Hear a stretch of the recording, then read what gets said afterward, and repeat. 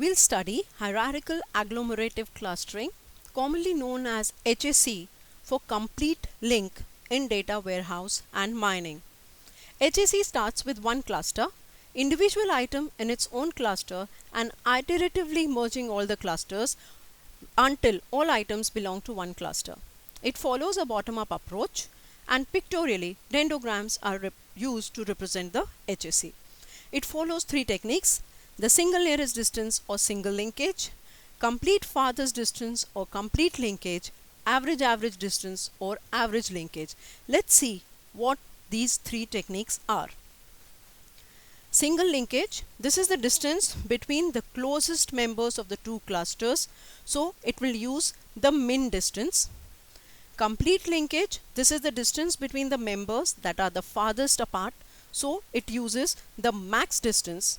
Average linkage, this method involves looking at the distance between all the pairs and averages of all these distances.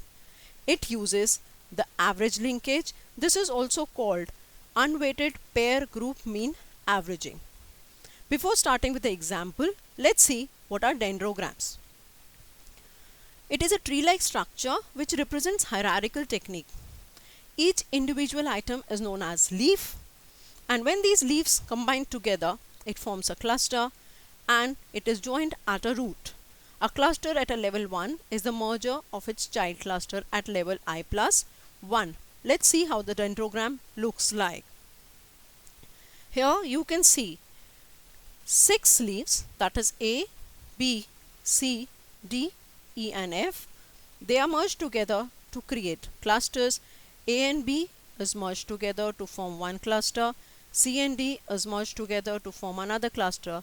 Then C and D is merged together with E to form the third cluster. And then A, B, C, D, E is merged together for another cluster. And finally, the biggest and the cluster which combines all of them is this. This is how the dendrogram actually works. Now, we start with the clusters using complete link technique. Use the Euclidean distance and draw the dendrogram. In this particular presentation, we are looking at a complete link technique. There are two more videos which will follow for the single link and the average link technique. To start with, we have this data set which is provided to us. It is P1, P2, P3, P4, P5, P6, and it has two coordinates x and y which is given to us. So we need to start and find the clusters using the complete link technique. To start with, we first need to plot these points which are given to us on a two-dimensional graph. Now this is the point P1 which is plotted, this is the point P2, this is P3, this is P4, this is P5 and P6. After plotting the points on the graph, let's find out what we need to do next. We need to find the Euclidean distance and create the distance matrix. The Euclidean distance is calculated with the formula square root of x minus a square plus x minus b square, which is the distance between the 2 points, let's say x and y and a and b. For our example, let's start with the point P1 and P2. So the values for P1 is 0.40, 0.53, for P2 is 0.22 and 0.38. We substitute these values in the Euclidean distance formula. It is square root of 0.40 minus 0.22 square plus 0.53 minus 0.38 square. So we get the output and the final result after substituting and calculating as 0.23. This is the distance between P1 and P2. Similarly, we calculate the distance between all the points, and this is what we get in the distance matrix. We have filled the lower bound of the matrix. You can even fill the upper bound. We've just put in the lower bound as the values will be similar in both the bounds. Let's start with the next part. We need to find the minimum in this lower bound of the matrix. The minimum value in this lower bound, if you see over here, is 0.11.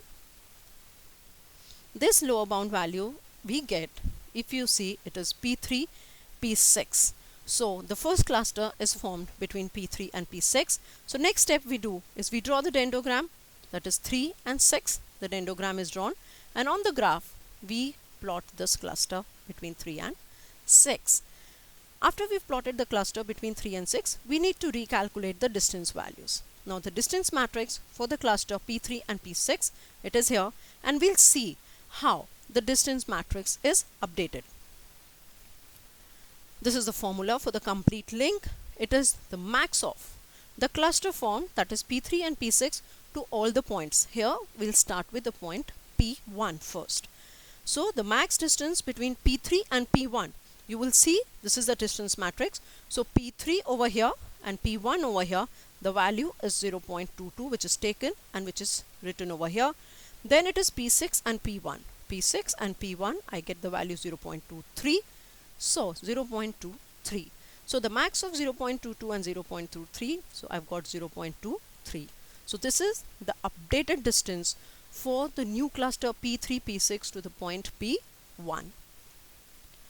Similarly, we need to calculate and update the distance matrix. Here now we consider the point P2. So the distance between P3 and P2, if you see, this is P3 and this is my P2, so it is 0.15. So I have written it over here. P6 and P2, this is P6 and this is P2, it is 0.25. So I've written 0.25 here.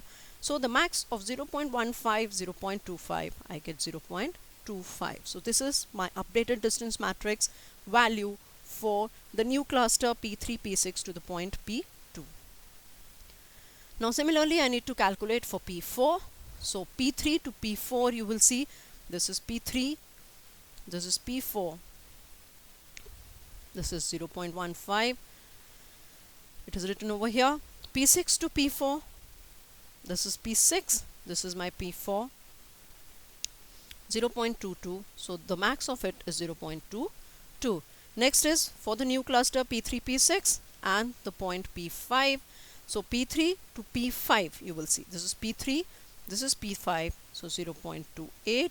It is written over here. And P6 to P5, this is my P6, this is my P5, so the value is 0.39. So it is written over here, and the max of the two is 0.39. This is how we calculate the distance matrix for the newly formed cluster, and then we update the distance matrix. The updated distance matrix for the cluster P3 and P6, these are the values which are updated and the cluster is formed combined over here.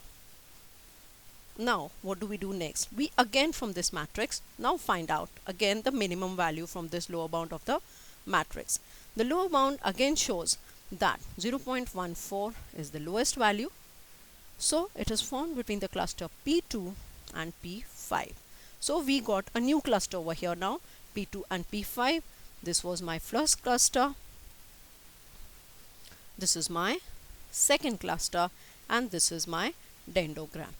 Now we need to recalculate the distance matrix for the cluster P2 and P5. Let's see how we do it. To update the distance matrix between P2 and P5 for all the points, we start with P1. So P2 to P1, this is 0.23. P5 to P1, which is 0.34. So the max of 2 is 0.34. Now it is P2 to P5, P3 to P6. So distance between P2 to P3, P6. So this is P2, P3, P6. So the value is 0.25, which is written over here. And P5 to P3, P6. So this is my P5, this is my P3, P6. So this is my value. So I get 0.39 and the max is 0.39. So this is the two updated distance matrix values that we have got. Now let's update the P4 value for this new cluster. So P2 to P4, this is my P2, this is my P4, and the value is 0.20, which is written over here. And P5 to P4, this is my P5, this is my P4, so 0.29, and the max is 0.29. So we have got now the updated distance matrix. It is written like this, and the cluster formed is P2, P5, P2, P5, and these are the updated cluster distance matrix values. Now we again find the minimum value, and the minimum we get is 0.22, which is formed between the cluster P3, P6 and P4. So we have got our new cluster and it is plotted as 3 and 6 is the original cluster that we had, the first cluster. This is the second cluster, and the third, if you see, the dendrogram is drawn because it is between the 3, 6 and 0.4. So this is the third cluster which is formed, and this is how my dendrogram will look like. So now we need to recalculate the distance matrix with this new cluster. So the new cluster formed is P3, P6 and P4. With respect to that, we need to find the values with P1. So P3, P6 with P1.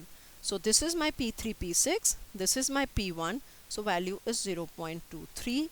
It is over here. And P4 with P1, which is 0.37. It is over here. The max of 0.23 and 0.37. So we get the new updated value as 0.37. Now we need to calculate P3, P6, P4 with the cluster formed P2 and P5. So P3, P6 with P2, P5. So P2, P5 is over here. P3, P6 is over here. So the value is 0.39 that we write over here. And P4 with P2, P5. So this is P2, P5 and P4 is over here. So this value we take as 0.29. We write it over here. And we need to find the maximum. So we get 0.39. The updated cluster matrix looks like this. For this particular cluster, the distance matrix, the change value 0.34, 0.39, and the cluster is shown over here. Now again we need to find the minimum. So out of all this, you will see the minimum is 0.34. And this new cluster is formed between P1 and P2, P5. We need to plot them again. So 3 and 6, the first cluster, 2 and 5, the second cluster. You will see 3, 6 and 4 form. So this was my third cluster, and now this is my fourth cluster. And this is how my dendrogram looks like. Now we need to again recalculate the value for the cluster P2, P5 and P1. And let's see how we do it. So it is max distance between P2, P5 and the cluster P3, P6, P4. So P2, P5, this is my P2, P5, and P3, P6, P4, this is the value 0.39, which is written over here. And then P1 to P3, P6, P4, P1 to P6, P3, P4 is 0.37, it is written over here, and the max of the two is 0.39. So this is how my new cluster value distance matrix is formed. So this is the updated distance matrix for the cluster P2, P5 and P1. We have only one value remaining, two clusters formed. So finally we can merge them into a single cluster. The distance matrix value remaining is 1. So the final clusters which will be formed is like this. It will be 3 and 6 into one cluster. This is one cluster, another cluster,